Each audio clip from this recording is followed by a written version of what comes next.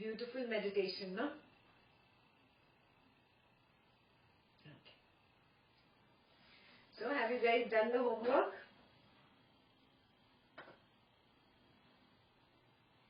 Not everybody, huh? So, if you've not done the homework, let's start with 195. Yeah. Who's going to begin?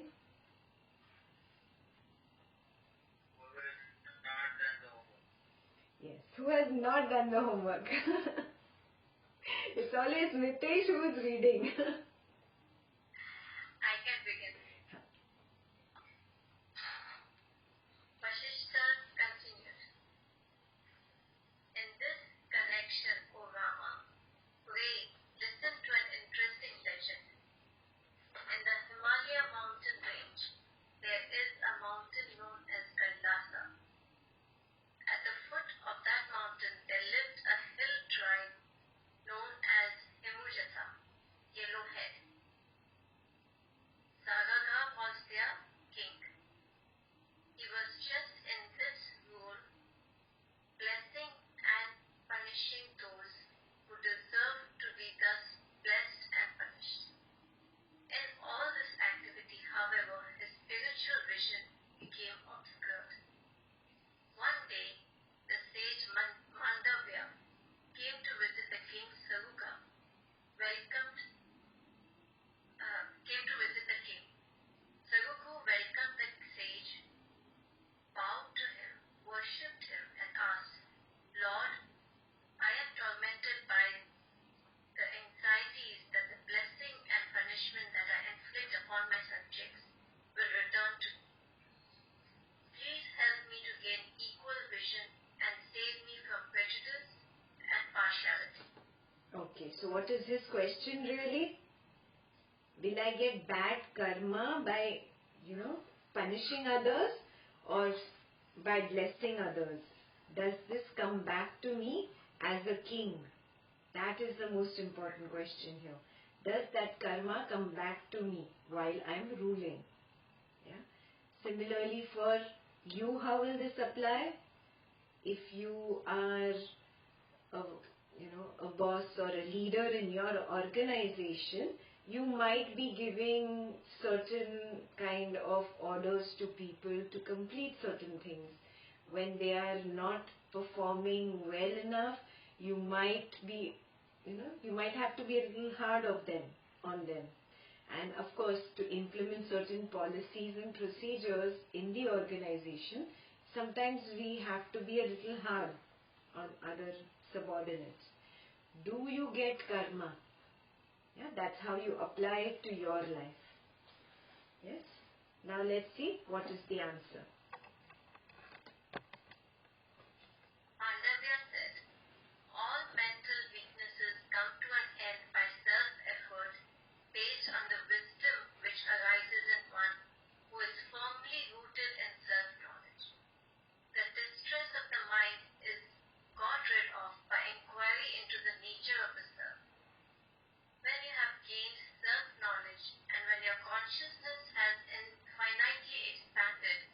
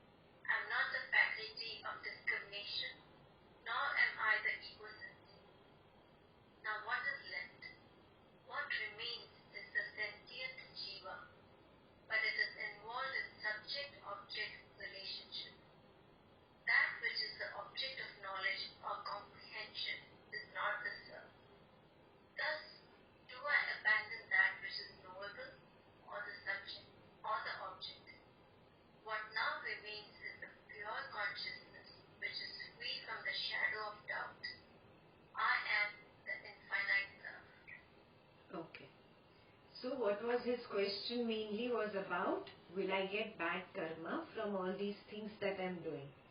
And how do I get an equal vision in life? Yes, that's his main question. He's the king. So let's see what sage Mandavya says. Sage Mandavya says to Suraghu, all mental weaknesses come to an end by self-effort. Self-effort is Purushartha. What Purushartha? What self-effort?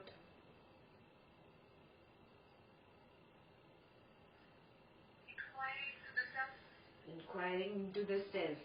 I recognize I am in the world of the five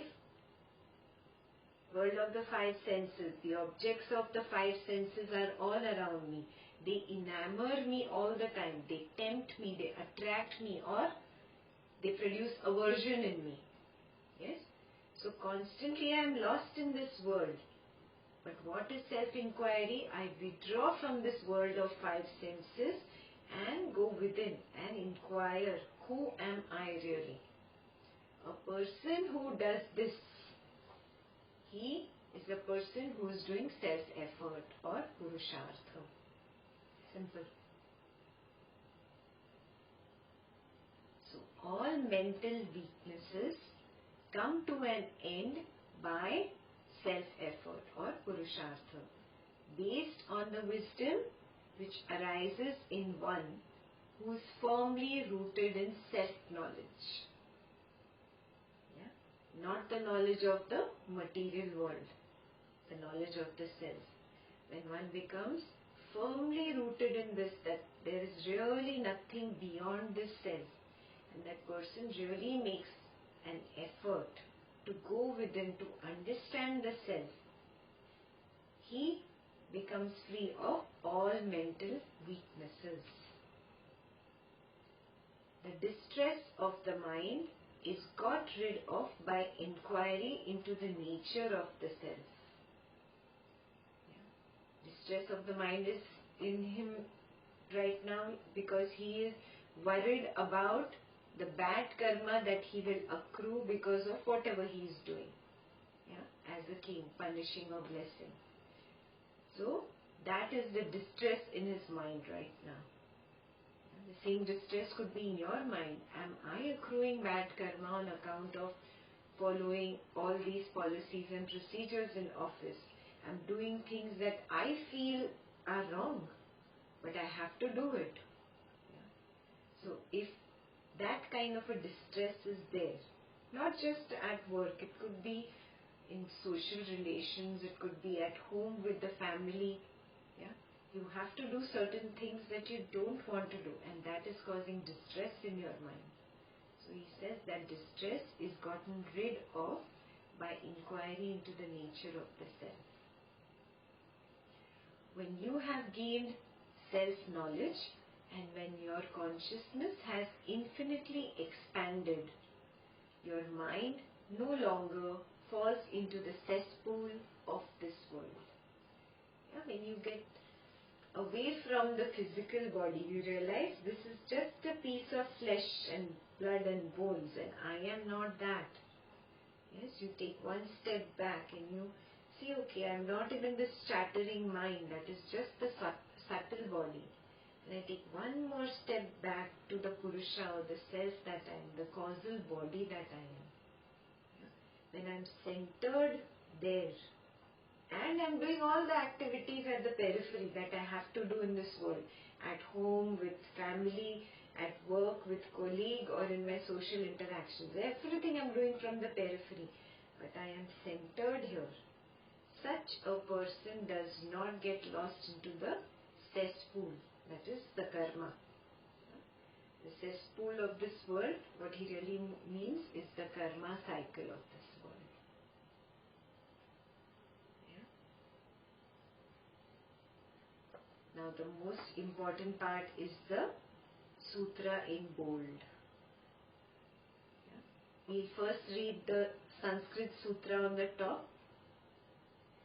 Yavat sarvam na samatyaktam. Yavat means until when, sarvam, everything, na samatyatvam, is not renounced totally. Tavad atma na labhyate. Until then, you cannot find the atma or the self. Yes? So, atma can be found only if you give up everything, totally. Yes? It's not giving up physically and running away to the Himalayas. What does it mean? What is the meaning of tyag here?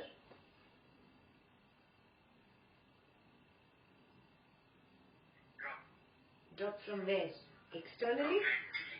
Yes, from here. Staying in the samsara and being settled. Absolutely. The attachment that you are carrying here, yes, either I like this, I want this, oh this should always be with me, or I hate this should never come to me. Both is attachment, raga or dvesha. Yes, dropping both is samatyatvam. Yeah. So he has translated this as, not till one renounces everything is self-knowledge gained. When all points of view are abandoned, what remains is the self. Yeah? This gets even more interesting as we go to the next page. He elaborates what's the meaning of what are these points of view. Yeah? We'll go into that deeper. This is true even of life in this world. One does not get what one desires unless the obstacle is removed. It is even more so in self-knowledge. Yeah? If your obstacle to achieve a position in office is, lack of a particular skill, you do the certification, you study, you get that skill, you practice, and one day you get that promotion and you get that particular title you were looking for. So you overcame that obstacle in this world. Similarly, there is an obstacle which is on the way when you go towards the self. And what is that obstacle?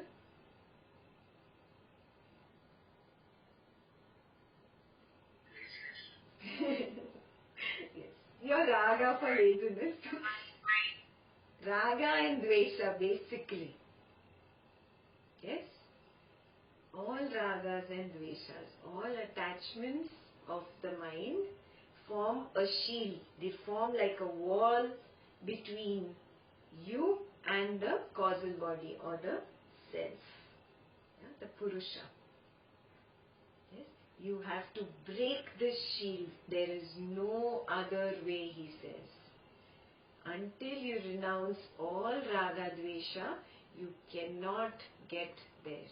As simple as that. Yeah? So you identify what is your obstacle. Yeah? So homework number 1 for you on the board, right here.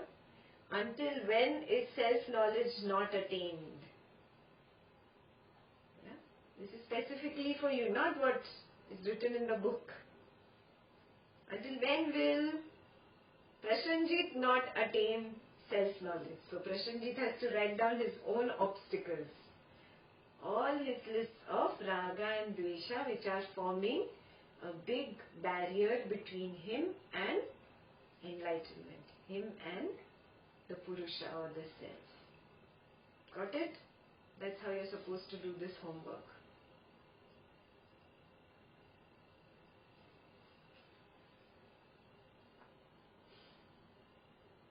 And so this is Sage Mandavya's and Suraghu's story, where Sage Mandavya just says this little bit to him, and Suraghu starts contemplation, and Suraghu is already spiritually really high, that just with these few lines, after a little bit of contemplation, he gets enlightened. Yeah? So what does Suraghu contemplate? What is it that is known as I? I am not the mountain. The mountain is not mine. Why is he saying mountain? Because his kingdom is on Mount Kailasha. Yeah, in the story. So he's saying, I'm not the mountain and the mountain is not mine. And he is the king of the tribe, Hemajata. Yeah, so he's saying, I'm not the hill tribe, nor the hill tribe is mine. This is merely called my kingdom. I abandon that notion. Now the capital city is left. I am not this city, nor is it mine. This notion too is abandoned. Even so, I abandon the notions of family, relationships, wife, sons, etc. How will you contemplate? Yeah? You start from your little kingdom, yeah? Your home, yeah? Whether it is a small home, worth $30,000-$40,000, or is it a multi-million-dollar home? Recognize that kingdom is also not yours.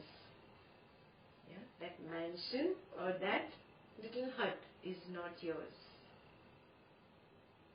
Yeah? Drop that attachment to that. Go beyond that. Yeah? To your family and friends and relatives. They are also not yours. You take another step deeper. Yeah? Look at this own body of yours. This is also not mine. What will happen after 60, 70, 80 years, 100 years? This body will fall, no? Yeah? It is not going to be always with me. And this body's name is Ekta. I will move on. I had another name before this lifetime, and after this lifetime I might have another name. So the name is also not mine. Nothing is mine. So that is the process called neti, neti. Not this, not this, not this. Am I this chattering mind? Oh, I cannot be this chattering mind because this mind keeps changing. There is something beyond that. So drop these, because all these external coverings of yours has led to that long list of raga and dvesha in homework number 1. Yeah? So, your self-knowledge cannot be attained because of the list of ragas and dveshas. And those list of raga and dveshas are all related to all these layers. Keep dropping each layer. Every attachment to the house, to your car, to your closet, to your clothes, to your shoes, to your God knows what. Yeah? One by one, drop all the attachment externally. Then go within. Drop attachment to husband, to wife, to child, to parent. Yeah? Drop attachment to this body. Yeah? Let go. Drop. Yeah? I am beyond that. And that was the process that Suraghu did. He also went into, I am not the body. Yes? I am not the mind, which is the root cause of this ignorant cycle of birth and death.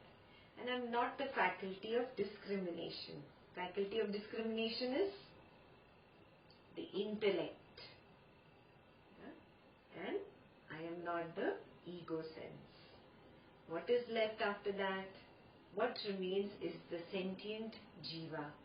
But it is involved in subject-object relationship. That which is the object of knowledge or comprehension is not the self. Thus do I abandon that which is noble or the object. What now remains is pure consciousness, the self, which is free from the shadow of doubt. I am the infinite self. Yeah? That's how Suraghu, just by contemplation, gets enlightened. Yeah? Can go to the next page, 196.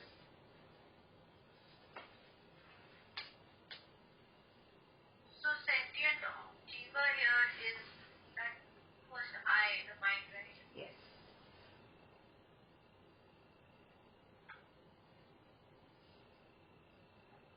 Who's reading the next page?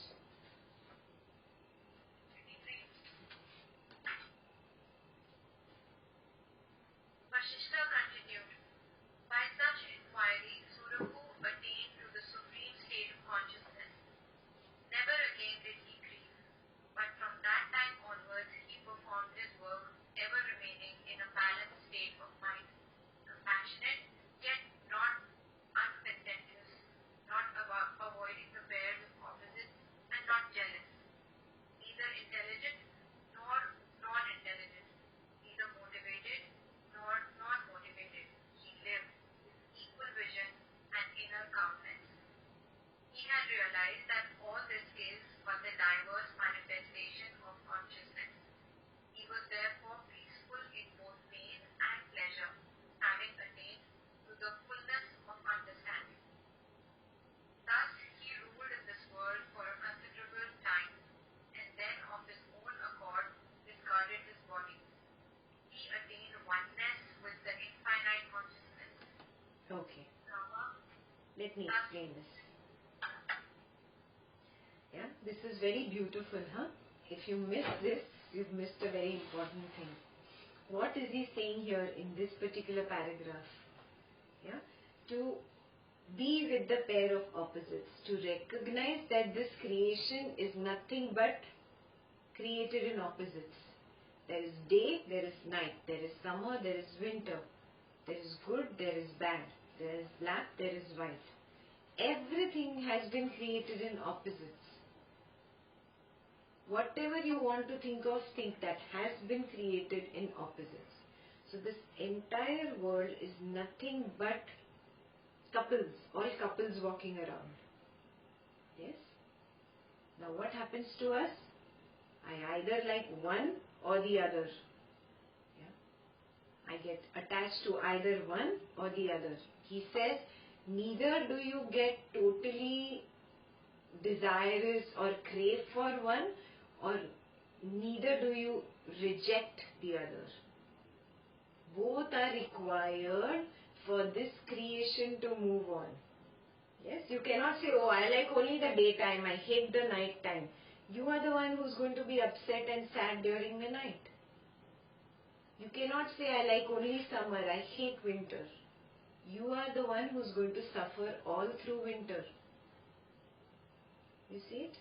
So he's saying, if you have to maintain an equanimous mind, you have to learn to take the pair of opposites as they are.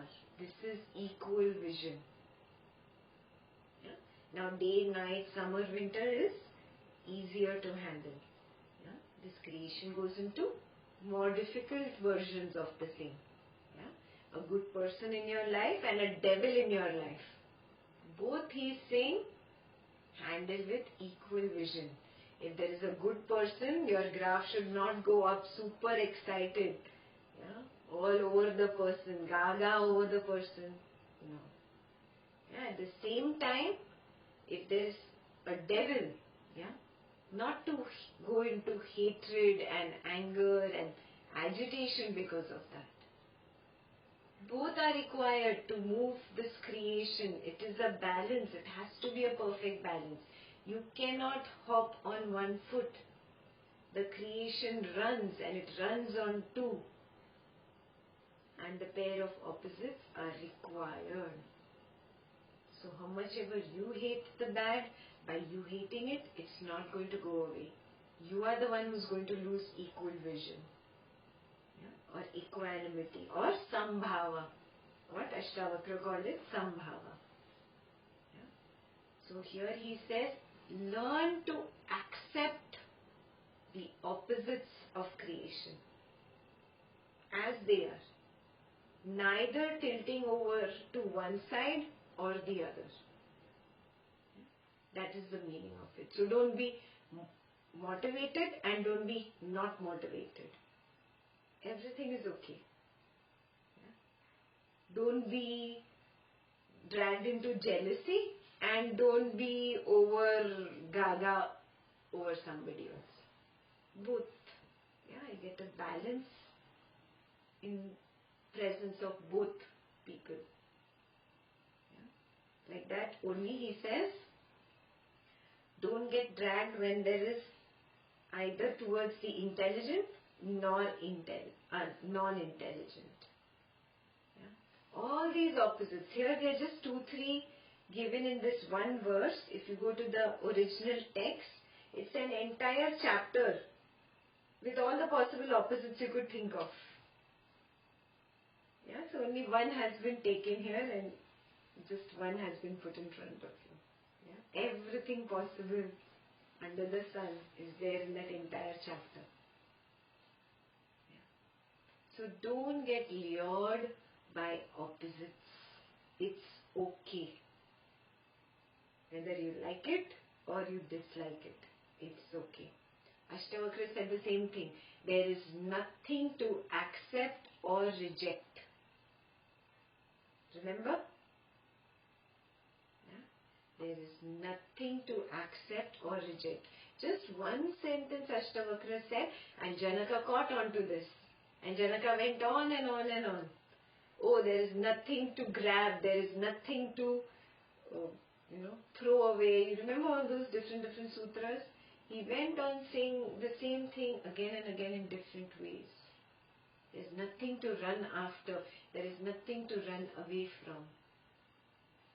What is. Yeah, so we'll just read that part. Suraghu attained to the supreme state of consciousness. Never again did he grieve. But from that time onwards, he performed his work, ever remaining in a balanced state of mind. That is the message for you. You perform your work, all your duties, remaining in this balanced state of mind. And this is the meaning of balance. Compassionate, yet not uncontemptuous. What is uncontemptuous?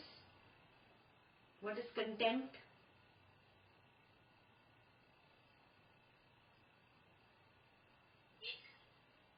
Yeah, hate. Yeah, not hate. As in, if it comes up, it's okay. It exists. Yeah, you cannot say, oh, everything is very nice. Oh, everything is goody-goody. No, if something is wrong, having the courage to call a spade a spade. Gurudev has said this, no, in some talk somewhere. Yeah. Have the courage to call a spade a spade. But still my emotion is of equanimity. I am in a balanced state of mind. At the same time, I can call a spade a spade. Yes. Not avoiding the pairs of opposites. That is the key in this sutra. That is why this sutra was chosen. Not avoiding the pair of opposites. And not jealous. Neither intelligent nor non-intelligent. Neither motivated nor non-motivated. He lived with equal vision and inner calmness. So homework number 2 for you. What are the opposites that really sway you a lot?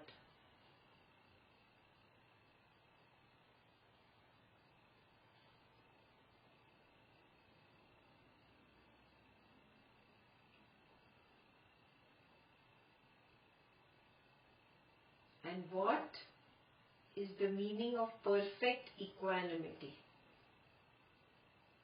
It's on the board here. Question number 2. What is perfect equanimity?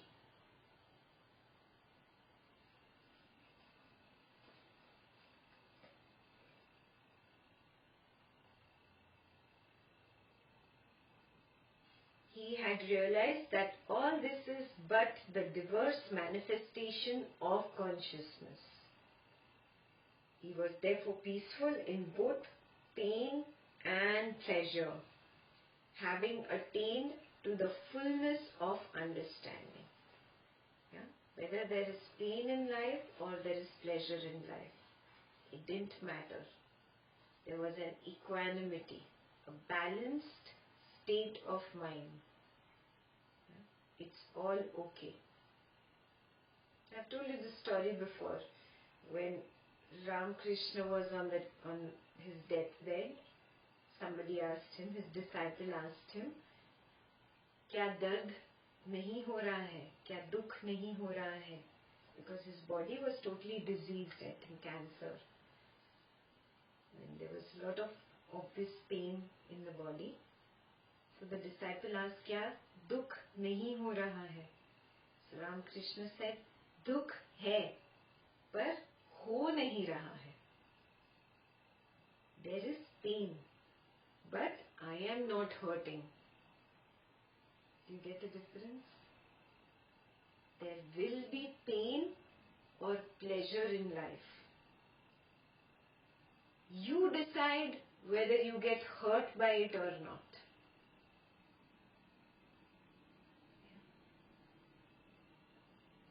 Pain is inevitable, but suffering is optional.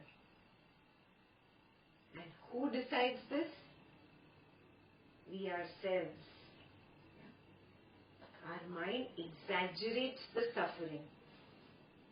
That's where we go on, oh, this is bad, this is bad, this is bad. You observe when your mind is doing that.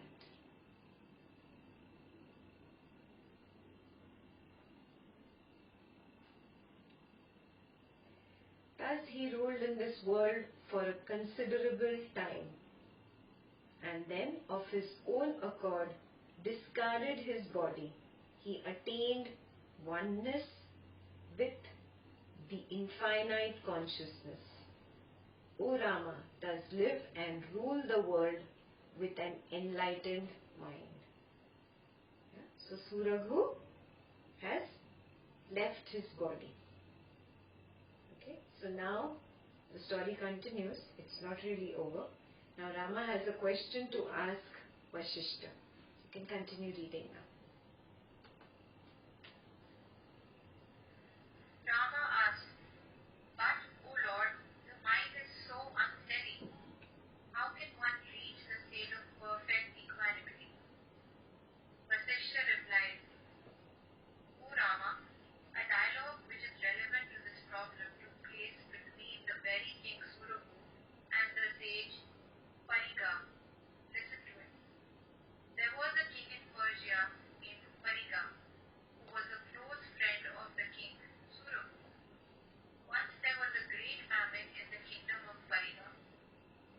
Sore, distressed at heart at the very sight of his people suffering, and seeing that all his attempts at bringing relief to them proved fruitless, Pariga, unbeknownst to his people, went away to the forest to perform austerity.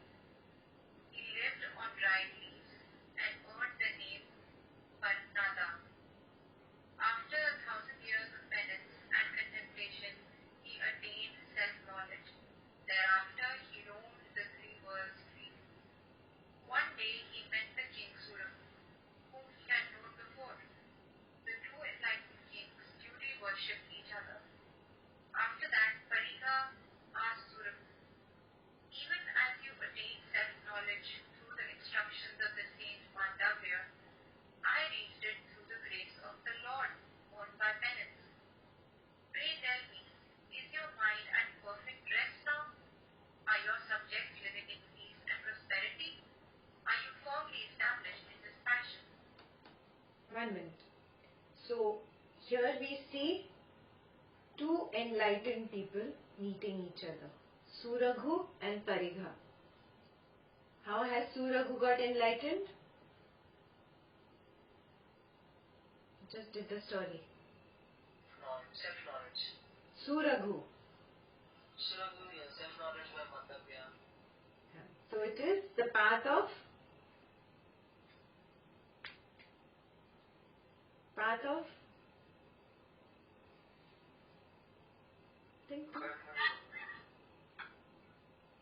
it's Gyan Yoga. Suraghu has came through Sage Mandavya.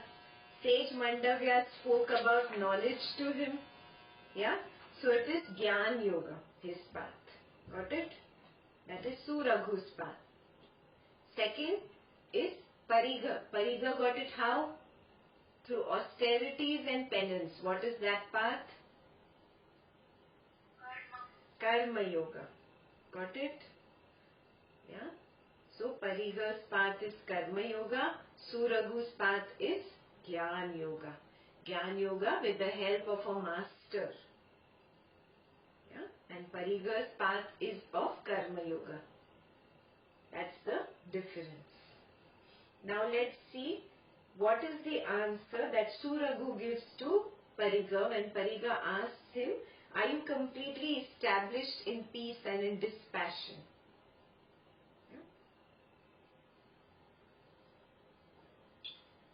Suraghu replied, who can truly understand the cause of the divine will?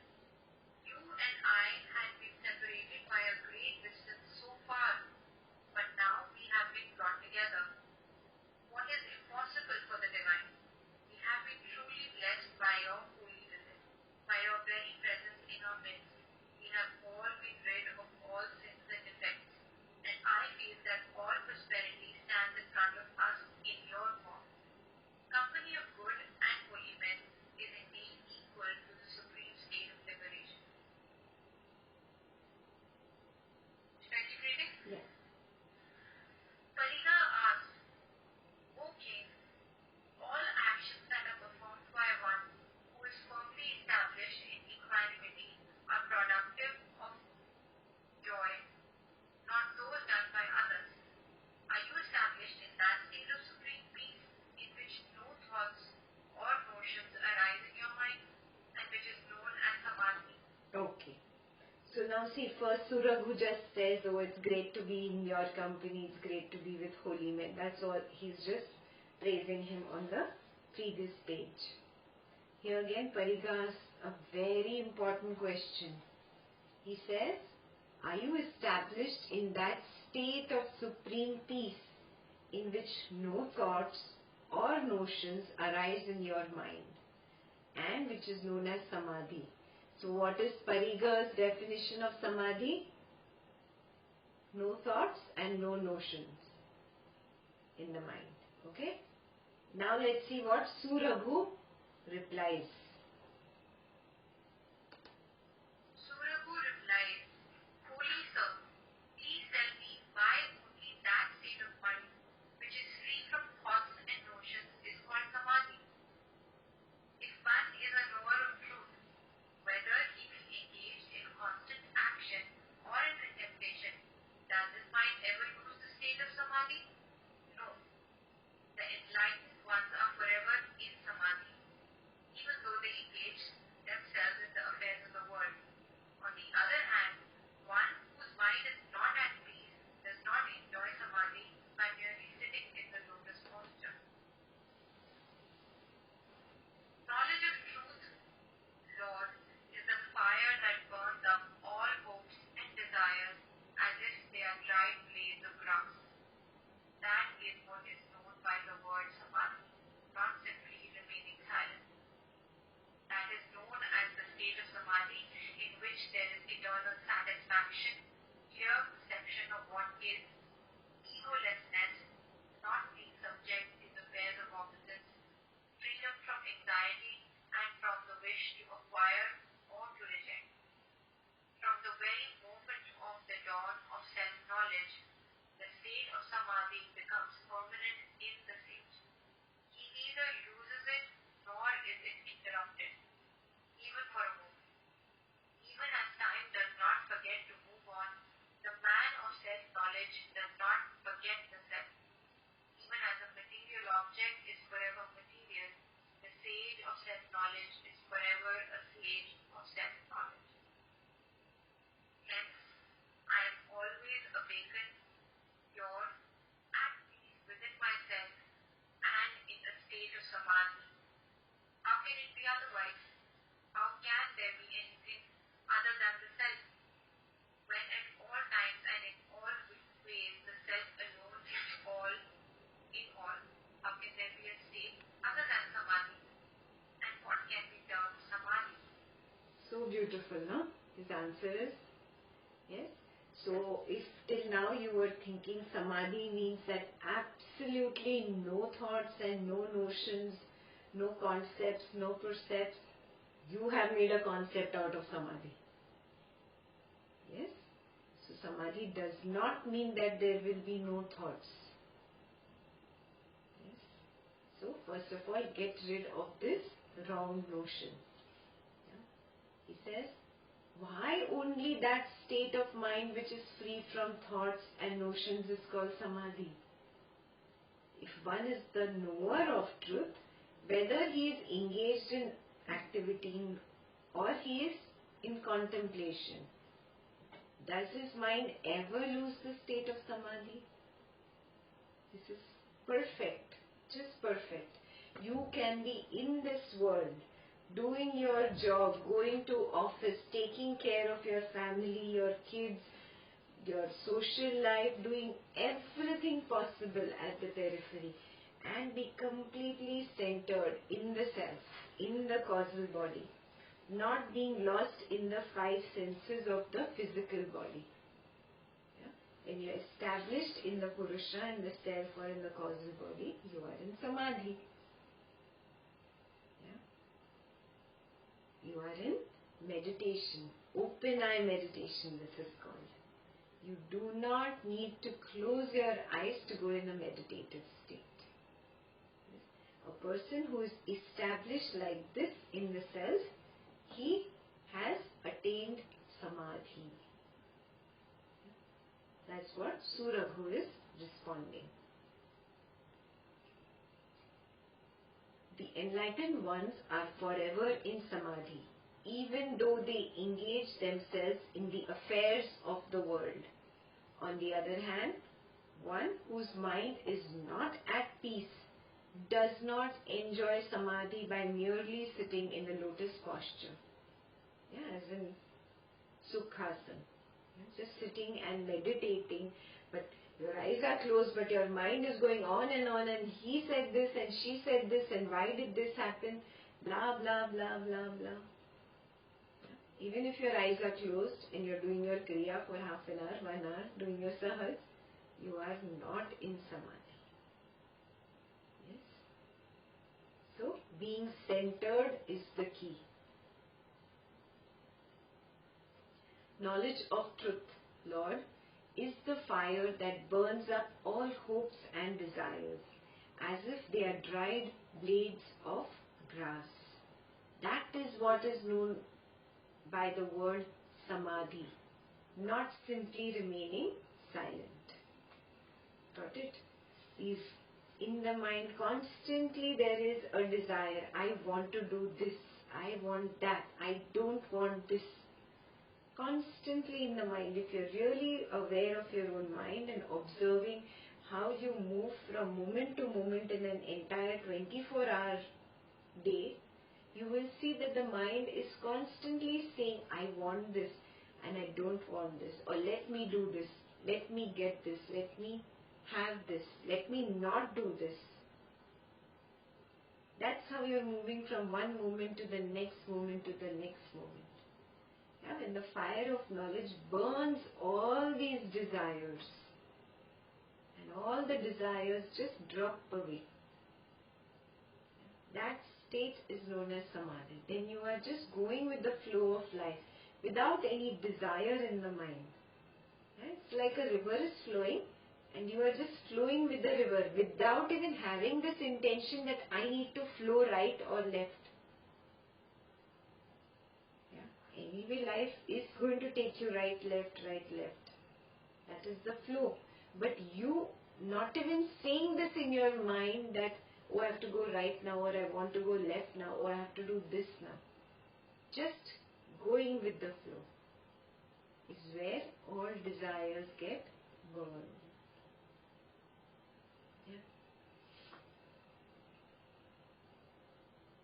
Just remaining silent is not samadhi. That is known as a state of samadhi in which there is eternal satisfaction. That's number one. Number two, clear perception of what is. What is. Good, bad, happy, sad, what is. That is second. Yes. Obviously, from the first itself, the second comes when there is this eternal satisfaction. Yeah? Contentment, being with what is. I don't have a desire to change anything in this moment. This moment, this present moment is beautiful, pure and perfect the way it is. Even if it is painful right now. It's just perfect. That is called eternal satisfaction.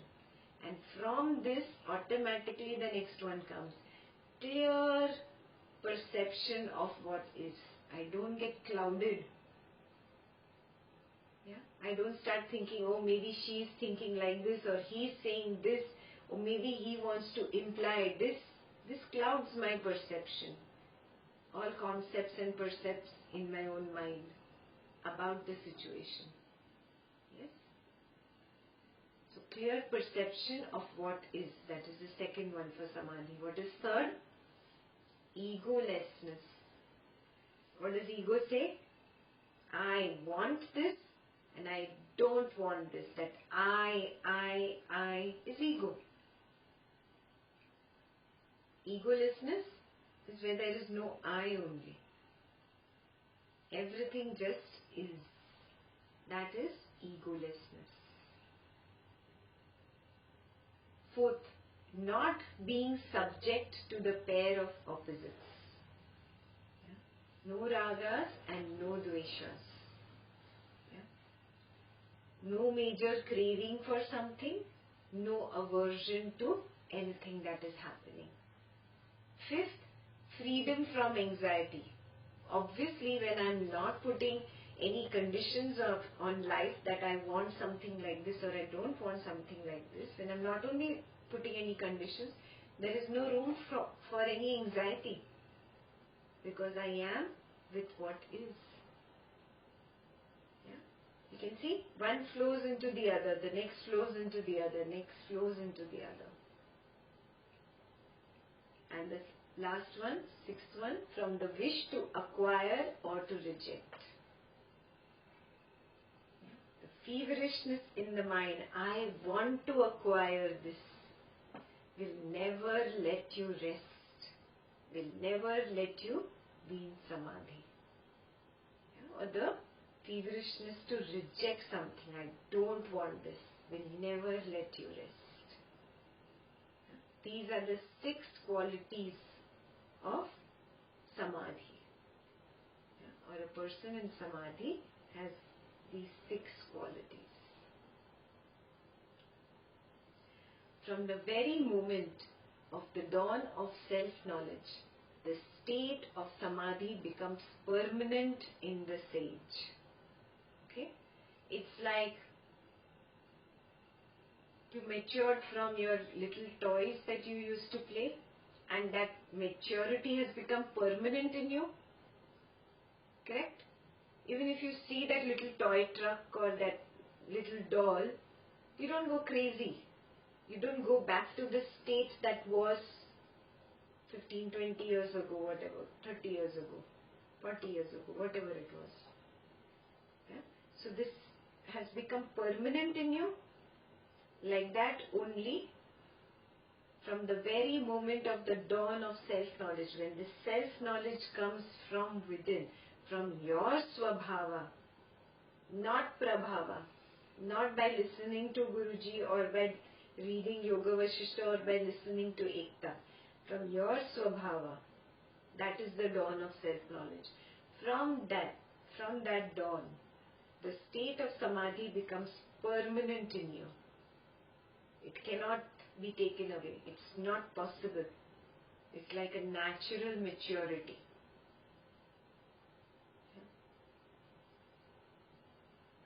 He neither loses it nor is it interrupted, even for a moment. Yeah? Just like even for a moment, nobody can tempt you to run after that toy truck or that doll. It's just not possible for you. Even as time does not forget to move on, the man of self-knowledge does not forget the self. Yeah? Very beautifully described. Even as a material object is forever material, The sage of self-knowledge is forever a sage of self-knowledge. Yeah, here they say sage, but it can be anybody. Yeah? It can be Himanshu, Ghazal, Mili, Prashanjit, Venkat, Nitesh. It can be anybody. Yeah? Anybody for whom that Swabhava Jnana dawns, yeah, that becomes permanent. Yeah? So, Suraghu is now answering Parigha. Hence I am always awakened, pure, at peace within myself and in a state of samadhi. How can it be otherwise? How can there be anything other than the self? When at all times and in all ways the self alone is all in all. How can there be a state other than samadhi? And what can be termed samadhi? Yeah? Just like you have matured from toys. How can there be a state where you go back to those toys? It's just not possible. Yeah? It just doesn't exist. Just like that. He said there is nothing else other than the self. This is the only state possible, and this is samadhi. Yeah? So let's read the last two paragraphs now.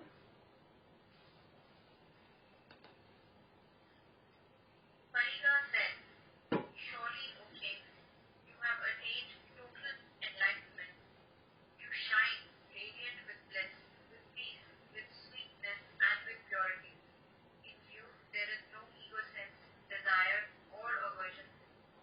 Surabhu continued, "O sage, there is indeed nothing which is worth desiring or renouncing. For as long as these things are seen as objects, they are nothing but concepts, precepts, and notions. When nothing is worth acquiring, it follows that nothing is worth renouncing.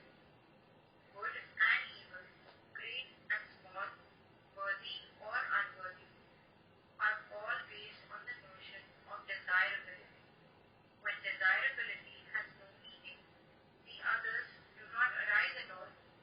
There is truly no essence in all that is seen in this world, the mountains, the oceans, the forests, the men and women, and all the objects.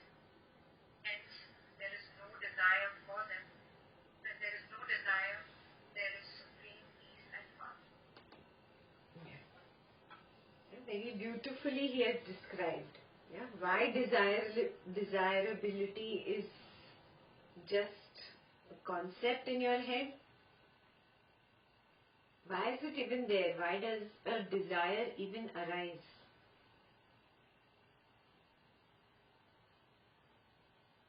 Tell me. What is the real desire? To be free. The real desire is nothing but that Purusha, that self in you wants to unite with the Brahman consciousness. That is the only real desire. There is really no other desire.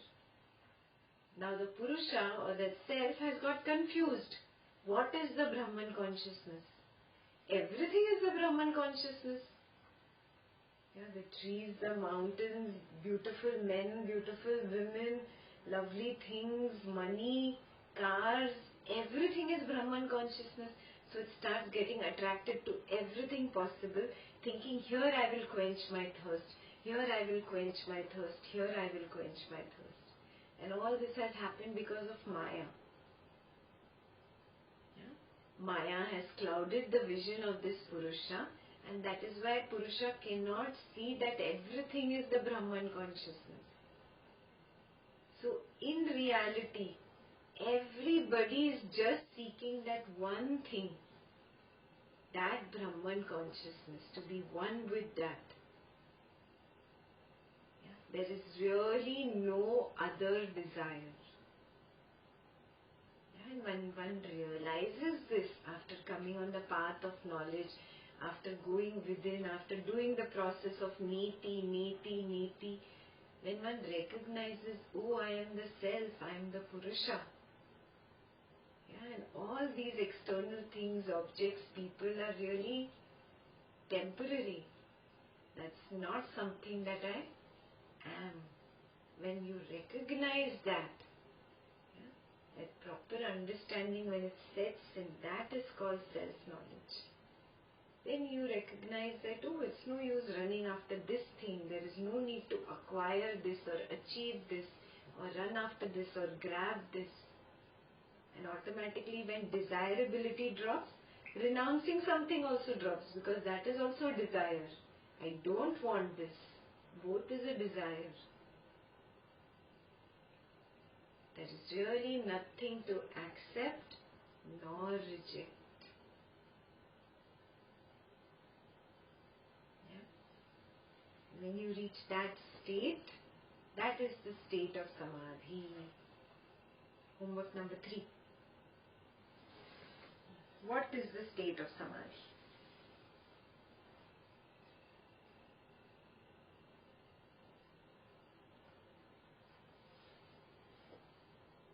Suraghu continued, O sage, there is indeed nothing which is worth desiring or renouncing.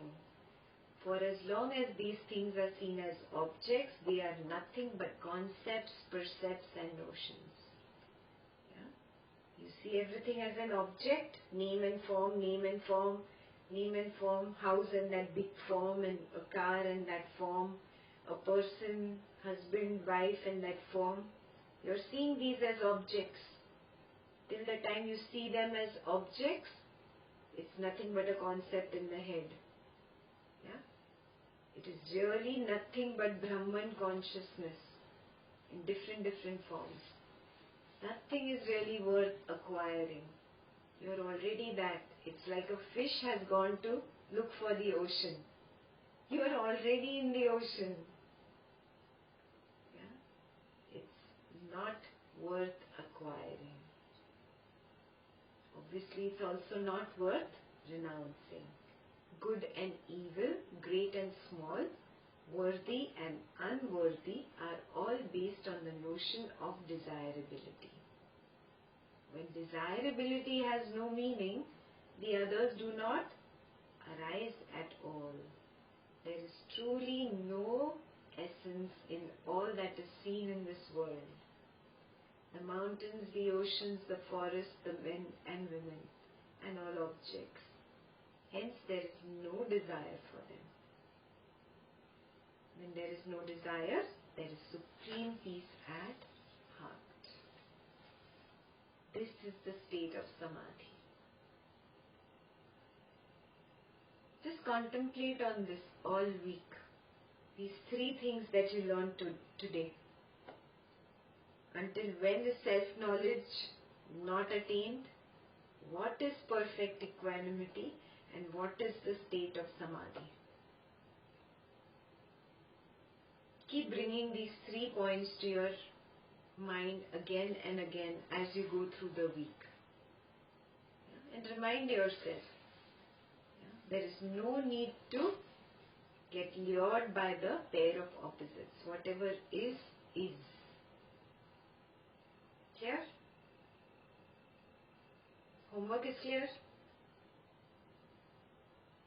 Any questions?